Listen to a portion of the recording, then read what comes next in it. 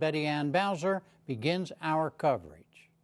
Mr. Speaker, I rise to support H.R. 2, the repeal of last year's so-called health bill.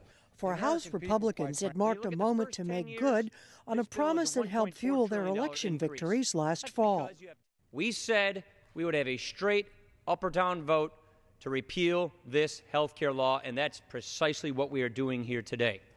For Democrats on both sides of the Capitol, it was a new opportunity to win public support for the law. We welcome, in a certain sense, their attempt to repeal it because it gives us a second chance to make a first impression. On the other hand, a number of states are suing over the mandate for most Americans to get health insurance starting in 2014 or pay a fine.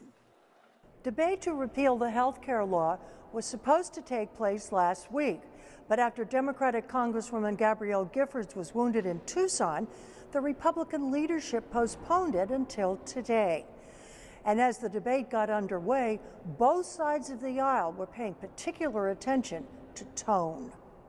The two sides also mounted full-blown public relations campaigns to get their messages across, with dueling press conferences, blog posts, interviews, hearings, and even full-page ads. I'm a signature on this Repeal It Now document because as citizen Jeff Duncan, I signed that I did not want Obamacare. And now as Congressman Jeff Duncan, I look forward to working with the guys behind me, following their leadership, repealing this very unconstitutional piece of legislation and replacing it with something that's better. We're going to work on that together.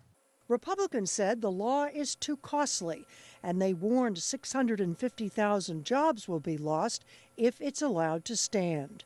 They cited a letter written by 200 economists who argued the health care law is a threat to U.S. businesses and will place a crushing debt burden on future generations of Americans. What the health care bill does is create such uncertainty both in taxation and in regulation that the job market is frozen shut right now.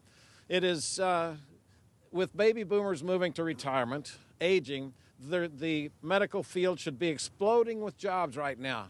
But instead, they're not being created because of the uncertainty created by this bill. But House Minority Leader Nancy Pelosi said Democrats firmly believe just the opposite, that health care reform helps the economy. Our first responsibility here, as we say over and over again, is to create jobs. And we are ready and willing to work with Republicans to achieve this goal. We believe that health care reform does just that. Democrats have made a firm commitment that we will judge every proposal that comes before us as to whether it creates jobs, strengthens the middle class, and reduces the deficit. The repeal of the patient's rights fails on all three counts. Democrats also used a report by the Department of Health and Human Services. It found as many as 129 million Americans under age 65 have pre-existing conditions and could be rejected for coverage if the law is repealed. Insurance companies said the numbers were exaggerated.